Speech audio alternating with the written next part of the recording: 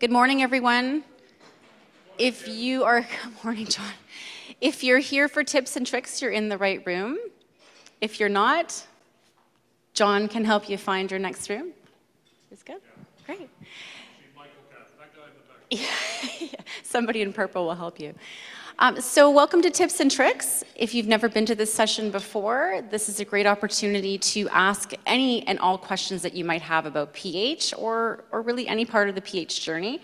We've pulled together a wonderful panel of caregiver and patient experts.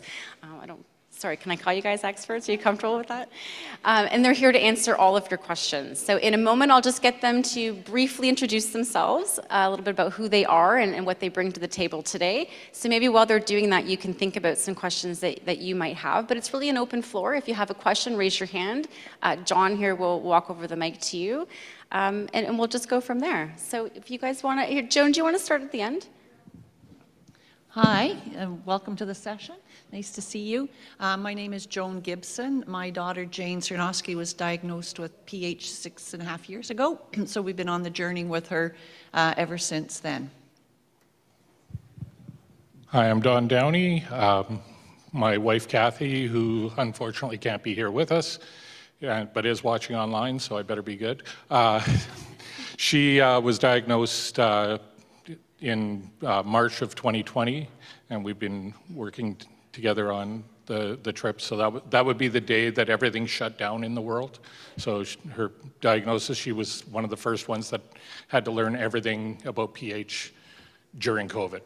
So we're working along. We're both ambassadors for PHA Canada and working on advocating. I'm Jazz James, and I'm from BC, and I was diagnosed in 2001, and just hello.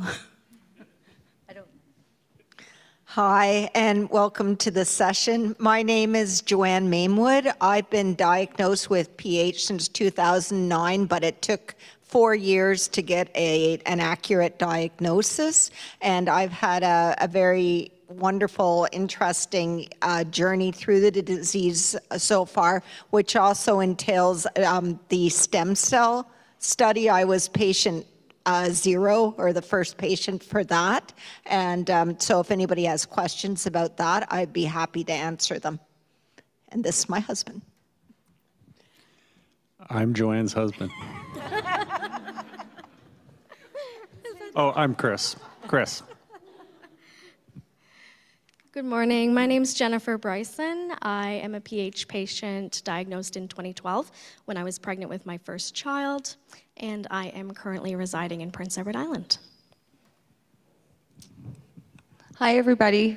My name's Lee George, and I was diagnosed September 2016 with idiopathic pulmonary arterial hypertension.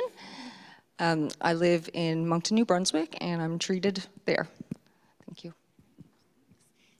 Couple of mics along the table if you need them. Check. They're on. If you don't mind, maybe I'll just start with the first question, and then we can start from the crowd. But you've all been to, your fair share of conferences and have attended many tips and tricks over the years, I'm sure, Mythbusters. What is some of the best pieces of advice that you've heard from other patients or other caregivers along your conference journeys?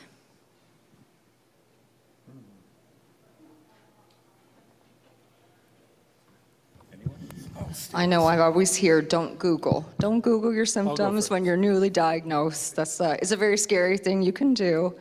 Listen to your PH specialist. Definitely get a PH specialist if you don't have one. Doctors are great, but where this is a rare disease, you do need someone who really knows and understands what's going on. So get yourself a PH specialist. And I know that's not always easy, depending on where you live, but it is worth it to travel if you have to. I think the big things that I've gotten is ask questions. If you have questions, there are lots of people that you can ask. You can ask your your specialist, your clinic where you are. Also, PHA Canada has a lot of information on their website, and if you have questions that you can't find the information on the website, make sure to check in with PHA, the people like Kim, and they'll be able to help you find the answers for your questions.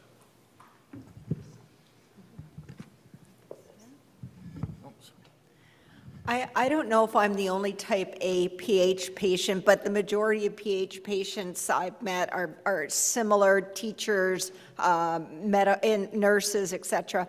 And I think that what was really hard was learning to say no and putting yourself first. And I think that for the sake of your family and for everybody else, really good advice that I heard is it's okay to say no and look out for yourself. I was going to kind of piggyback on Joanne's there. It's something that I'm still learning, and even this weekend with conference and getting together with everyone yesterday, is it's okay to say no, take that time for yourself and look after yourself, because that's important. If you can't look after yourself, then you won't be able to look after the others around you. So absolutely, sometimes it is hard to say no. I was going to say, tell your story to other people at the conference. Listen to their story, and then you start connecting with people, and then you get more comfortable. And yeah, don't be scared to tell your story.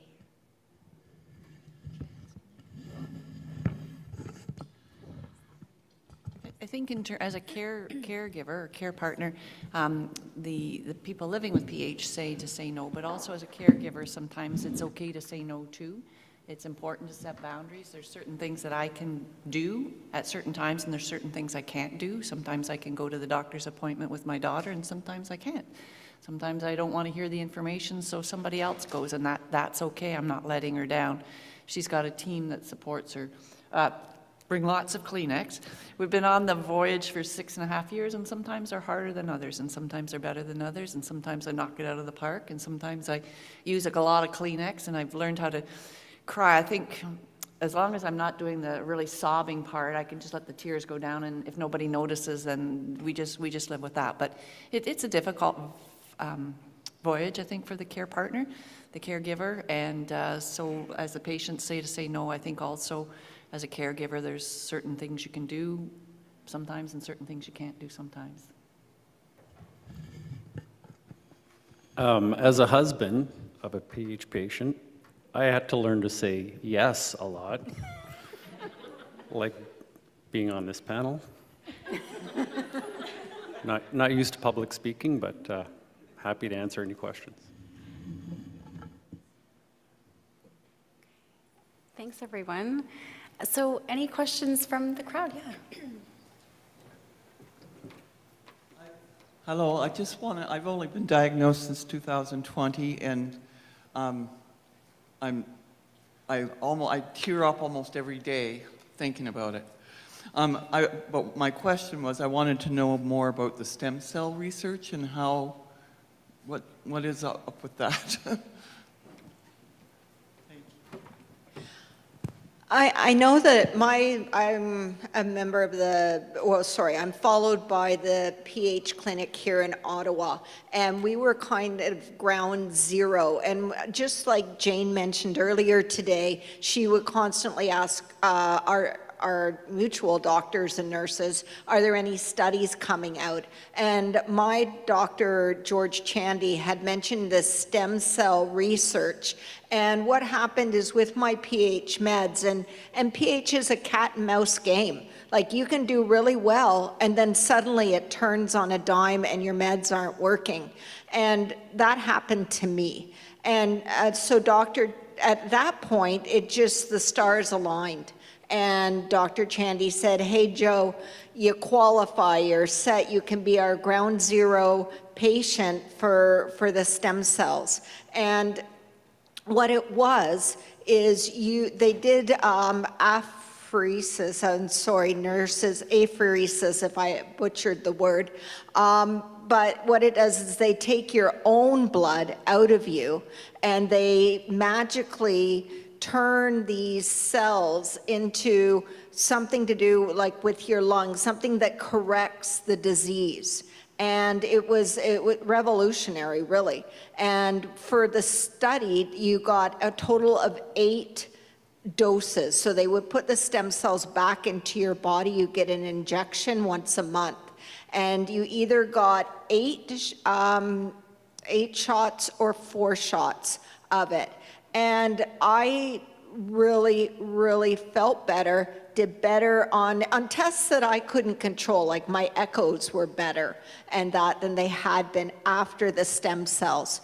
And unfortunately, COVID threw a real wrench into it all. And, you know, I'd asked the other day, when I was last in clinic, I said, what's going on with the stem cells? Because I think it's important that we continue this, and everything's been put on hold. So I think as patients, we may need to unite and get this back up and running.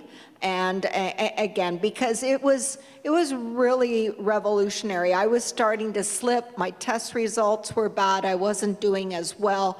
I got into the stem cell research, and suddenly there was a turnaround.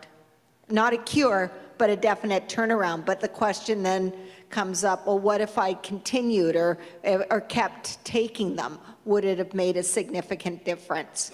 So I think it's called the Sapphire study, and it is online. It's kind of like looking for a zebra to see if you qualify. Your walk tests can't be too good, and don't get me started on walk tests, because I think that they shouldn't be used as a criteria for whether or not somebody qualifies for a study. I think you should be looking at cardiac output and pressures, you know, rather than that. But and if I missed something in my answer, which is quite possible, I'm happy to I don't know, if I missed anything, let me know. Thanks, Joanne.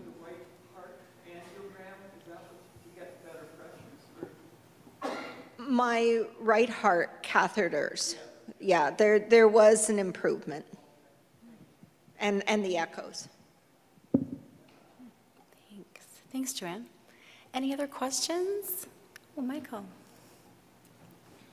Do you really need a mic, though?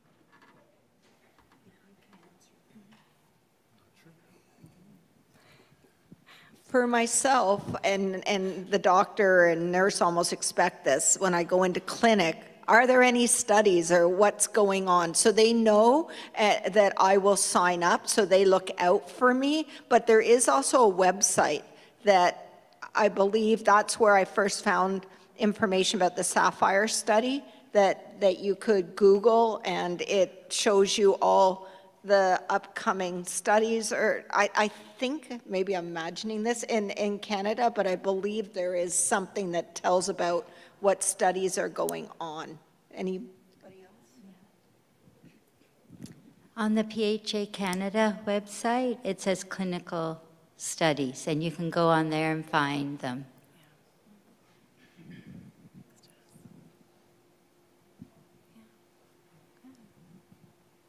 Thank you. Thanks, Darren.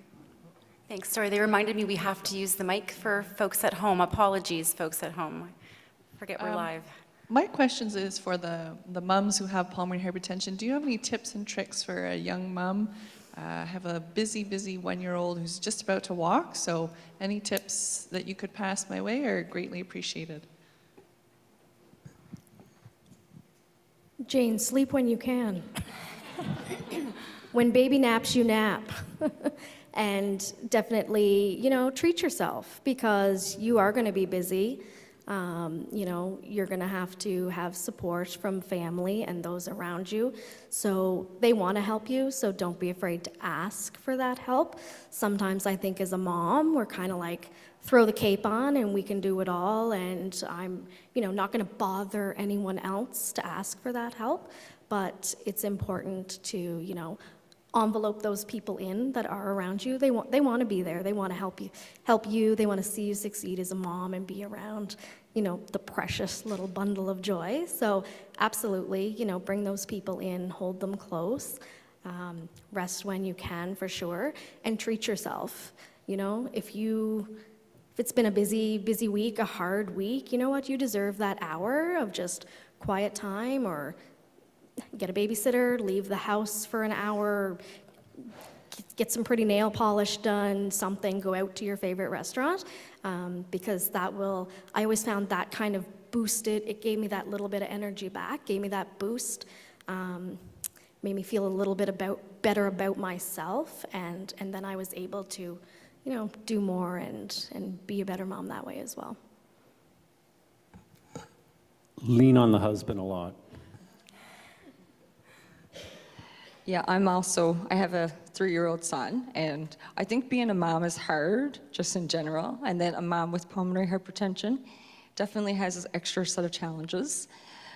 You do feel extra tired. I find, unfortunately, I do rely a lot on coffee and just determination to keep going. I don't stop, because if I do stop, I realize how tired and worn out I can be. But I have a really great support system, and I do take advantage of my mother-in-law, and she takes my son some days and just gives me a break, so I can just try to catch up on things. Like anything you could do to get ahead, I try to take advantage of. And I never really understood that, like when the baby sleeps, you sleep, because that's when you have to eat and shower and do laundry. It's a nice idea, but it never worked well for me. But so sorry, there's no, I don't really have a good answer for that. Thanks, everyone. Any other questions? Oh.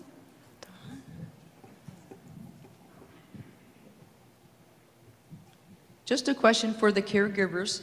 What do you do to help yourself reground and rejuvenate yourself, and who do you go to see?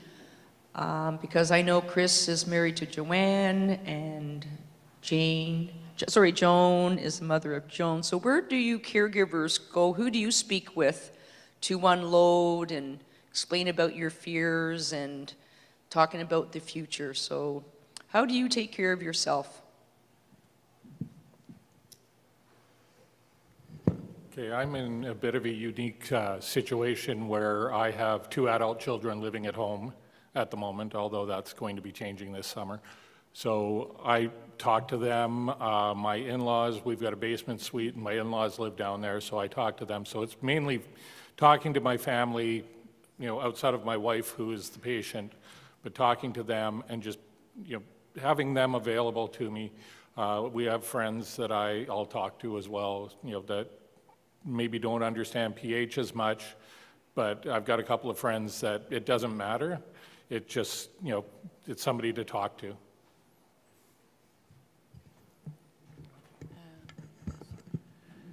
For me, I have a friend whose daughter has multiple sclerosis, so it's kind of a connection because I feel they understand it. As a mom with a child, a daughter, an adult child with a chronic progressive disease, it can be overwhelming. So we get together and we chat from time to time. Our friendship's not just based on our shared situation, but it helps to have somebody who's kind of in a similar situation like that. It's good to get therapy. It's hard to get therapy these days. There's quite a backlog, and you're not always assured that you can get a good fit, but that's a good source too. Yeah, as Dawn says, it's good to talk to friends, but I don't know, sometimes it's a little bit too raw to just talk to anybody, and So for me, I like, and in the journey, there's some intense periods and there's some plateaus. You sort of go through a rough spell and then things ease out a little bit. So I find that mindfulness is helpful, sort of developing a mindful set and then trying to be with positive people, or my exposure to PH friends is great, but every now and then it gets a little overwhelming. There's some things that are too difficult for me to listen to and to read, and when I talked about boundaries before, I know I have to stop that. There's certain times when real life is pretty challenging, so I stop that. But I enjoy being around positive people and sort of doing the internal mindfulness and meditation and nature and walking and yoga is a good release for me.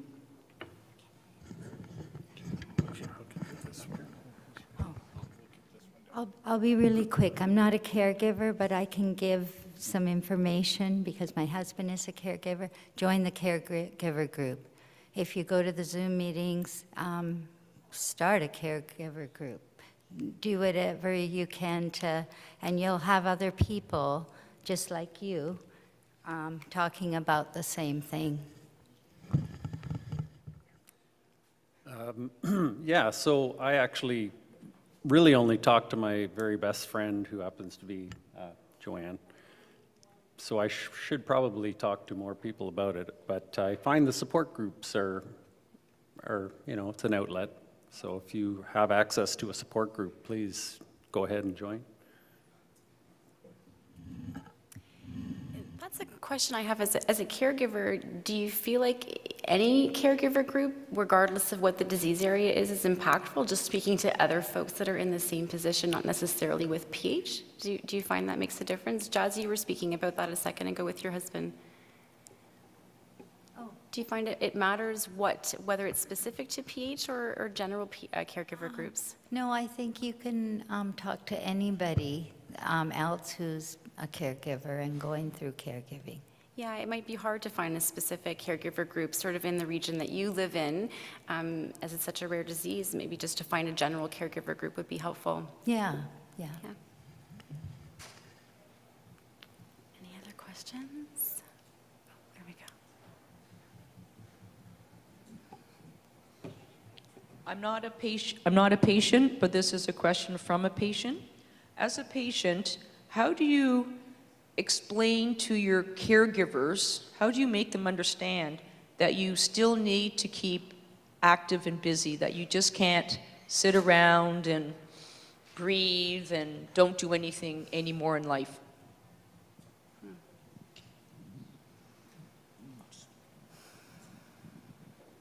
Well, I can say that that's not the case for Joanne. So that's an interesting question. I don't know. But I think it's important to give a normalcy to your life as well. For example, Chris and I have date night on Thursday where we always do an elaborate dinner, and we put on nice music, and our kids know, hey, it's mom and dad's date night, and they kind of fade into the background. But I think it's really important to still not let this disease overtake everything, and then make sure that you find joy. And even if for example, this conference, it was really, really important to me. I really wanted to be here. Tomorrow, I will barely be able to get out of bed. But it was worth the sacrifice to me, and I think it's important to have that balance and to give yourself joy and a chance to do things that you used to do, just knowing that you're going to pay a little price for it down the line, but and timetable to that. To say, okay, tomorrow I want nothing on my plate because I'm going to be absolutely wiped out. I'm not sure if this is kind of what the person that asked the question is kind of relating to, but I'm sure it's scary for the caregiver and the people around the patient that has been diagnosed as well.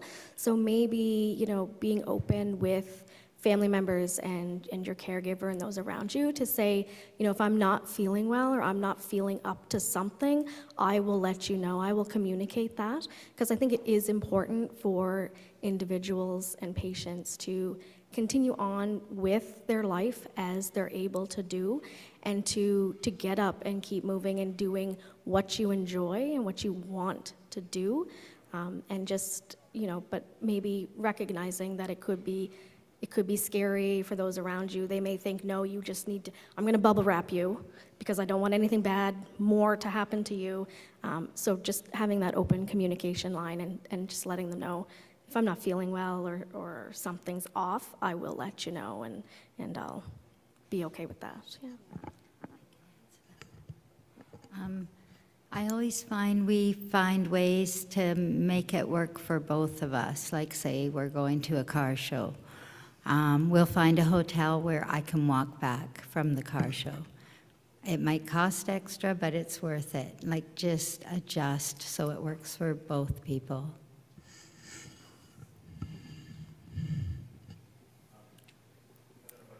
Yeah, go ahead. So I'm a caregiver. I have been for 12 years with my brother. I think one of the biggest things for me early on was you just want to help and you don't do anything, sit there, let me do everything, right? That's really helpful. I think the big aha moment for me was that you don't let the disease define you. You aren't PH, you have PH. And so you're an individual dealing with a thing, you aren't the thing. And so for me as a caregiver, it was changing that mentality of I need help managing the thing, I don't need help managing the person. So I'm a person dealing with a thing, so I'm capable of dealing with that thing, but sometimes I need help managing that thing. And it was just having that conversation honestly and openly around that and saying, you aren't that, was very powerful for me as a caregiver. And then it was very much like being able to take a step off and just have a conversation about managing the thing, not managing the person. Thanks, John. Yeah, right here. I wanted to just know a little bit about navigating the salt, sugar, fluid restrictions. I'm really trying my best. I have scleroderma as well, which caused my pulmonary hypertension, and it's a real struggle. So I'm wondering if anybody has any tips on that.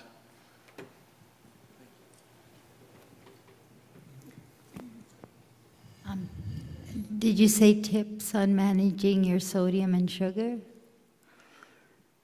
I find if you don't buy it, you can't have it.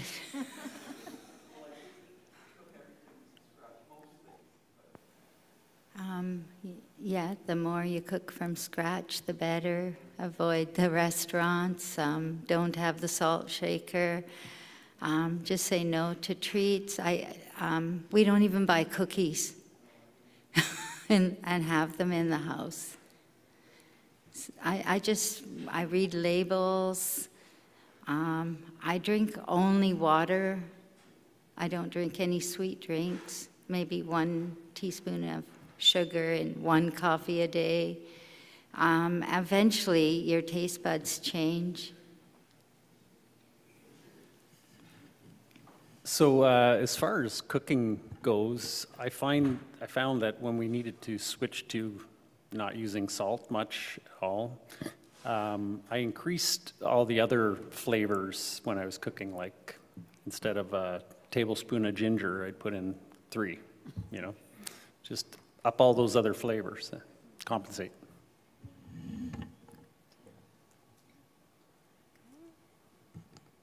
I still like my sweets and salts, and I know that I pay a price if I overdo it. But what I'll do, like for example, I made peanut butter cookies the other day, and I put a lot less of the sugar in that I would normally, put into the cookie and stuff. But we walk a fine line because we want to enjoy life and continue with things that we've always enjoyed, but we don't want to sabotage ourselves. So it's, really trying to find that balance and that. So, just finding little ways around it, like upping the flavor. Now, when Chris and I do eat something like a shawarma from a restaurant, we both have what we call salt hangovers the next day because it's totally, and I pay a price. Like, I feel sick the next day. And so we're getting away from that more and more.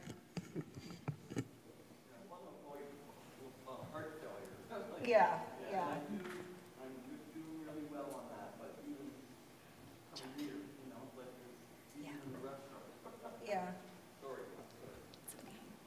Yeah, we don't have salt in the house as well, and when it comes to sugars, I don't have a huge sweet tooth, but maybe instead of using regular sugar, you try to find more natural sweeteners or other things, apricots, dry fruit, maybe more naturally that might sweeten a recipe.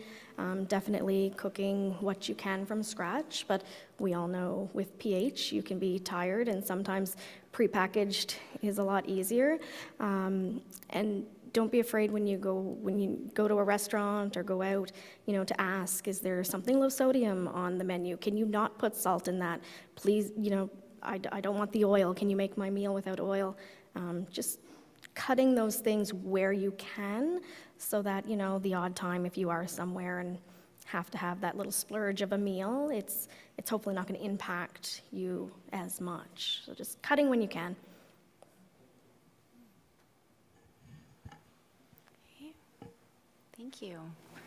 If there are any questions on the chat as well, we're happy to take those. If you're at home listening and you want to ask a question, feel free to put it in the chat box. We're happy to answer it. Hello? Okay. So in my household, we're very stubborn. And could you please just shed some light on the patient learning how to say no and maybe slow down a bit? Because she'll run herself to the ground because she has all these things she wants to get done that she used to be able to get done. And then, yeah, she doesn't let us not allow her to do such things, but then we see her pay for it the day after, and you try to keep bringing it up, but she's like, no, I gotta do this, I gotta do this, I gotta do this. And she just kind of just shed some light on the importance on how to say no, and if you're a caregiver, maybe give us some tips on maybe how to help with that. Maybe just do stuff, you just kind of make her upset, or I don't know. Okay, so I'm very familiar with this situation. There is no answer. Just be prepared to catch them when they have no energy left. That's all I can say. Yeah. I also wanted to say that I've never really been comfortable with the term caregiver. I understand that there has to be some sort of label on that, but I'm just a teammate. That's the way I look at it. But yeah, sometimes you can't try to stop that sort of situation. Trying to step in and get in the way of that can also become more of a problem. I think what you said was exactly the case. There is no real answer, because that patient is going to want to do as much. So the biggest thing is to, I ask, is this, do we need to do this today, or can we spread it out? Can we do other things? Because they're going to go and do whatever they can. And, like you said, you just got to be there to catch them when they fall, and know that you're going to be doing a lot of extra helping out on those days when they can't get out of bed and that type of thing. I do find myself saying a lot, how can I help? And so sometimes you can just help alongside rather than stand back and watch. One young fellow told me last night, because I said, I don't really know that I've got anything to share, because I don't really think I'm on top of the game. But I said, what do you, I was talking to my son-in-law, what do you do as a care partner? And the other young fellow, and he said, well, I distract my wife. So if we go out for a walk, then she's getting out of breath, I'll just stop and do window shopping, or I'll stop and look at a flower, or I'll stop and take a photograph or something like that. And she said, yeah, I never knew he was doing that until we went to the clinic and we were meeting with the doctor, and we were talking about my symptoms and whatever, and then it came clear that this is what he's been doing. He's been slowing me down without me knowing that he was slowing me down. So I don't know how useful that is to your situation, but I thought that was fairly clever of that young man to do that, except he got caught out. So anyway.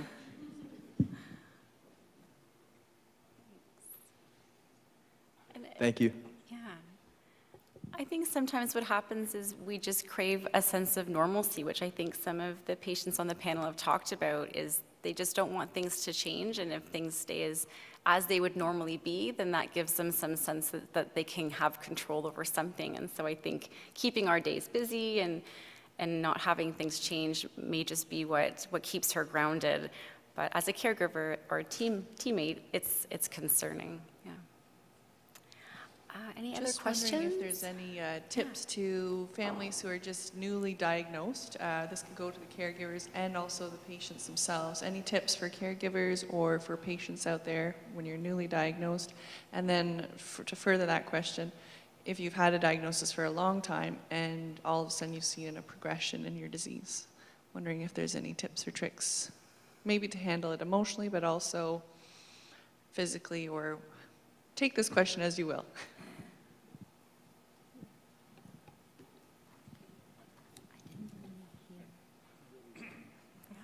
Everyone's looking at me, I feel like.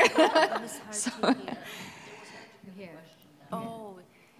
But if you heard it, please answer. Did you? Oh, do you want me to ask Jane? Do you mind repeating it or just giving us the Kohls notes? We had a hard time hearing it. Sorry. Any tips for newly diagnosed patients when receiving the news of your diagnosis? It could be emotionally or what to do physically or anything like that. And on the flip side, if you've had this disease for a long time and you've seen a progression all of a sudden, any tips for that piece as well? I know it's important when you're newly diagnosed, like once the news settles and you feel ready, it's really great to reach out. It really helped to reach out and find that there was other people, PHA Canada especially, that was huge because you do feel very alone. You really have no one to talk to about it that remotely understands because again, pulmonary hypertension, it sounds like high blood pressure, and people will just say, well, there's a pill for that, and okay, well, it's not a big deal. So no one really gets it, and then, you look at, some people don't really have any visible symptoms, so you don't really realize what people are struggling with. So to have anybody who can relate, or you can share stories with, or lean on, that's really big, because again, it's such a rare illness, so support is important, and sometimes it's not that you don't want to involve your family, but maybe they don't understand, or sometimes you don't want to bother people who are already really worried about you. Like if you have parents who are really concerned, the last thing you want to do is worry them more, maybe. So, first, I've been diagnosed for 6 years now. So there is times I've noticed myself, it seems like I'm slipping a little. So then I would make an appointment with my specialist and see if there is any change, have an echocardiogram, 6-minute walk test. And if there is a noticeable change, then we look at maybe up in medication, switch in medication, anything we could do to bring me back to where I'm feeling asymptomatic or just feeling better and bring my numbers back down.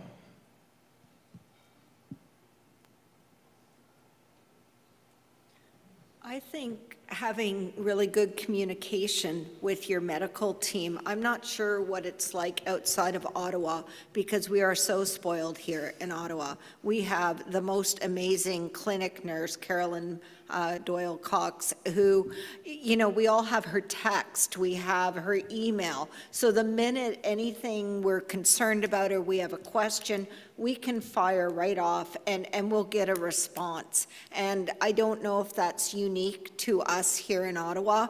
And it just seems, she's incredible. I can't say enough things about her. But I think definitely if you feel different, and I think instinctively we know that, it's really, really important to trust your instincts and reach out to your medical if you're noticing a change somehow. You're having to breathe more, or when you're walking, or you've got to go slower, and really to reach out, because this disease, it's not curable, and we have to be careful, and we have to be our own advocates and really know our bodies. And then, you know, if we do and we follow that, I think we live pretty good lives with the medication that's now available, and you know, that I think it's really important. Yeah. At our clinic too in Vancouver, it's the same. The nurses are amazing, and the first thing they're going to ask you, how are you doing? How is your family? Before we even get into the medical. And I find them very supportive like that. I think it's an interesting part of your question about where you're diagnosed and then perhaps you get to another point in your journey where there's a significant change, because it's almost like the initial diagnosis again. I think as a caregiver, we get used to the new normal, and then the new normal shifts. So it's scary, it's upsetting. I think time helps, reaching out to support systems again, but it's a part of the journey that I know I wasn't ready for, because you just kind of get used to the new normal, and then the new normal changes. And so I think we need to learn that things do shift and change, and focus on the day and get the joy out of the day. And, you know, at the end of the day, nobody has control over anything. We all think we've got some sort of control, but I think we kind of fool ourselves. And so I feel more successful when I just focus on day to day as opposed to thinking in the future. And as time goes and we get set into a new normal again, then that becomes more comfortable, and then there will be another change, and we'll just have to be disrupted a bit and work our way around a new normal again, and work on the supports that worked in the past, and just have confidence that we've done it once, we've done it twice, we've done it 3 times, we'll do it again. And we're a team, it's a marathon, it's not a sprint. So that's helpful to have the thought in the head. Sometimes it's easier to think it than to do it, but it does help to try to take the day by day and find the joy in the little things. I read somewhere, I heard somewhere where you can be joyful for a minute. So I thought, well, that's okay, I can do that. And I thought, how can you be joyful? Well, I don't have to be joyful all day. I just have to be joyful for a minute, and just having a moment of joy, or looking at the cardinal, or looking at the flower, or whatever. That just kind of breaks the gloom, and it was helpful, actually. So, if you're newly diagnosed, I would suggest you just take some time, let things sink in. Don't feel like, you know, you need to find everything out right at that moment. And when you are ready, reach out to a reputable source, so PHA Canada, or some of the online groups, or a support group that may be locally, for sure. I'm over 10 years post-diagnosis now, for those who have been on this journey for a while. I'm now at a stage where I'm finding reaching out, or finding out more information, and immersing myself in the rare disease community as a whole alongside of PH. You know, like we had talked about earlier, regardless of maybe what support group it may be, not PH specific, but most who are diagnosed with a rare disease or almost any illness that they are living day to day, you feel the same things, you're going through the same things, you have the same struggles and difficulties. So just, you know, reaching out to different groups when you're at that point. Thanks, everybody. We've come to the end of our time. I want to thank my panel members so much for agreeing, and Chris, especially you, for saying yes. Yes is not your thing, but Joan, Dawn, Jazz, Joanne, Chris, Jennifer, and Leah, thank you so much. And these folks are around all day, so if you find them anywhere, please. They're some of our most knowledgeable folks here, and if you have questions, they're happy to answer, or if they don't know the answer, lead you in the right direction. Thanks to those at home. We have a short break now, and then at 11:30 we'll lead into peer-led sessions. So that's an opportunity to meet with other folks who maybe are a similar diagnosis time as yourself, similar disease path. So you can check your program for that, and if you need any help navigating, anybody in purple here can help you out. Thank you so much. And those on the line, we will be offline until 1:30 p.m. for those live. Thanks, everybody. Thanks so much.